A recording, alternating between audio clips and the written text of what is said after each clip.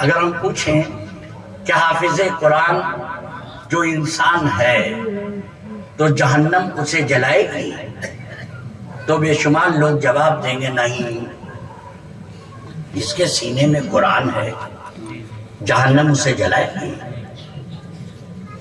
اب نجدی وہابی کے بارے میں کیا خیال ہے؟ ہم سے اچھا پڑھنے والا قرآن، ہم سے اچھا، اگر سعودی والا گستاخ رسول نجدی وہابی اگر وہ قرآن پڑھائیں تو ہم لوگ شرما جائیں گے۔ عاشق رسول بننا، اگر کسی کے دل میں ذرا سا بھی سوال ہو، کسی میں کمنٹ نہیں کر رہے ہیں، سرکار دو عالم کی محبت یہ افضل ہے، افضل ہے، افضل ہے۔ جس منا سجدے کا حکم آیا، فسجدوا الا ابلیس ابا واستکبر وکان من الکافرین، فسجدوا الا ابلیس ابا واستکبر وکان من الکافرین۔ ٹھیک ہے، مجسمے کا سجدے کا حکم۔ اب بتاؤ، مجسمے اگر مجسمہ بنا ہو، اے اللہ میں تیری عبادت کرتا ہوں، تیری حمد و ثنا کرتا ہوں، میں ہاتھ کے بنے ہوئے مجسمے کا سجدہ نہیں کرتا، اتنی بڑی سزا۔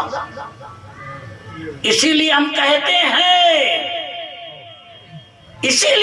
ہیں جج کو دیکھو تو جج میں بھی دیکھو، غلطی نہیں کھاؤ گے۔ جج کو بھی دیکھو، جج میں بھی دیکھو، ورنہ غلطی کھا جاؤ گے۔ کورٹ میں وہ کہے گا اسے سزائے موت دیتا ہوں، دیا، صدام کو دیا، بامبے میں دیا، نہ جانے کہاں کہاں دیا، اللہ کے حکم سے۔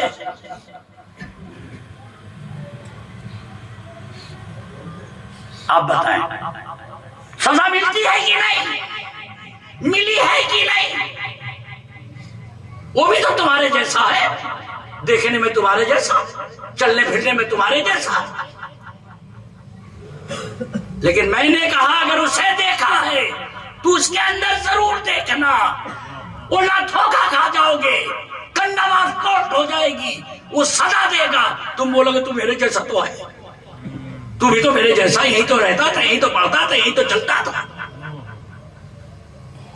لیکن وکیل بولے گا ارے بھیا ایسا مت بول، یہ اٹیچ گورنمنٹ ہے، یہ اتھارٹی کا نام ہے، یہ سزا دے دے گا، سزا ہو جائے گی، سزائے موت دے سکتا ہے، صدام جیسے کو دے دیا، بے شمار لوگوں کو ملی ہے۔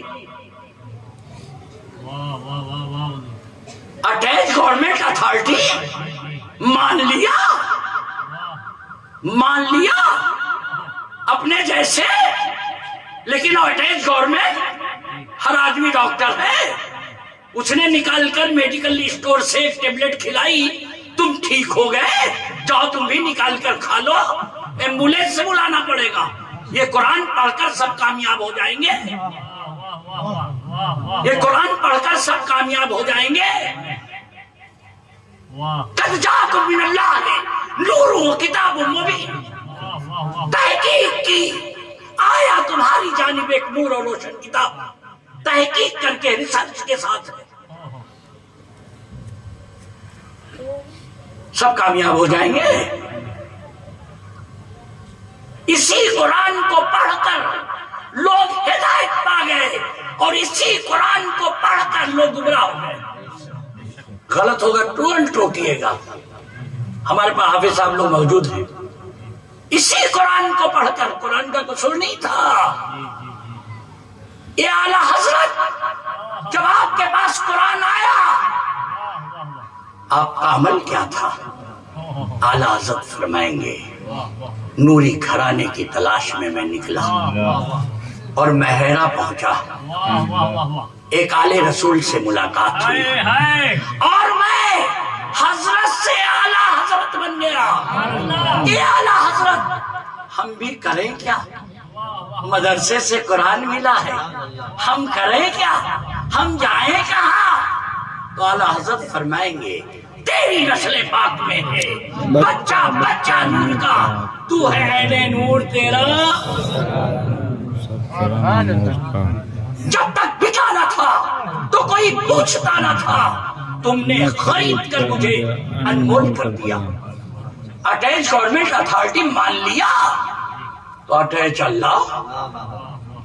تو جب مجسمہ تیار ہوا، روح ڈالی گئی، روح نکل کر باہر آئی، گھبراون چھے، اندھیرا چھے، اندر میں اندھیرا ہے، گھبراہٹ ہے، بے چینی ہے، یہ روح کو غذا کے بھی جاننا۔ بات جہاں سے چلی تھی، اندر گھبراہٹ ہے، اندھیرا پن ہے، بے چینی ہے، اللہ نے جیسے ہی نور محمد صلی اللہ علیہ وسلم کو مجسمے میں ڈالا، سجدے کا حکم ہوا، سارے فرشتے سجدے میں چلے گئے۔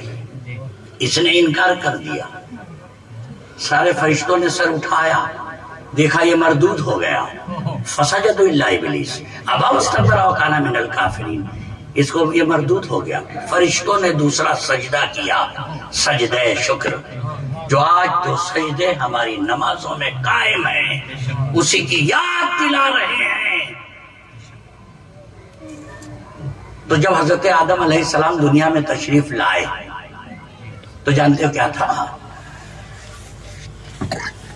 جب فرشتے آتے تھے تو حضرت آدم علیہ السلام کے پیچھے ہاتھ باندھ کر کھڑے ہو جاتے تھے اور سلام و کلام چلتا تھا۔ حضرت آدم علیہ السلام پریشان کہ یار سامنے سے آمیں تو کچھ بات چیت ہوئے، پیچھے وہاں سے کھڑے ہوتے۔ اللہ کی بارگاہ میں دعا فرمائی، دوسرے دن فرشتے سامنے سے آنے لگے۔ آپ کو ہوا کہ اللہ نے ہماری دعا کو قبول فرمایا اور آپ مسرت میں ہوئے۔ اللہ نے فرمایا، اے آدم، یہ تمہارا کمال نہیں ہے، تم نے جب دعا مانگی تو نور محمدی صلی اللہ علیہ وسلم جو تمہاری پشت میں تھا اسے میں نے تمہاری پیشانی میں ڈال دیا۔ اس کی ادب اور احترام میں فرشتے اب تمہارے سامنے آنے لگے۔ وہی نور تھا جو حضرت اسماعیل ذبیح اللہ کی پیشانی میں چمکا، اور اسی لیے آپ مطمئن تھے تو اے ابراہیم خلیل اللہ، آپ بے چین کیوں؟ آپ کے ہاتھوں میں تھرکن کیوں؟ کہ حضرت اسماعیل علیہ السلام وہ اللہ کی رضا پہ راضی تھے، تو حضرت ابراہیم خلیل اللہ فرمائیں گے کہ میں اس وقت تک میرا ہاتھ میں جنبش نہیں تھی، جیسے ہوا اے ابا حضور اپنی آنکھوں پر پٹی باندھ لو۔ اے اللہ، یہ کیسا امتحان ہے، جب تک میں اسماعیل ذبیح اللہ کی پیشانی میں نور محمدی کا جلوہ دیکھ رہا تھا، میں مطمئن تھا یہ جلوہ میری آنکھوں سے اوجھل ہوا، ہاتھ میں تھرکن ہوئی، کپکپاہٹ آئی۔ اللہ تبارک و تعالی سرکار دو عالم کی محبت میں ہم سب کو رہنے کی، ان کی سنتوں پر عمل کرنے کی توفیق عطا فرمائے۔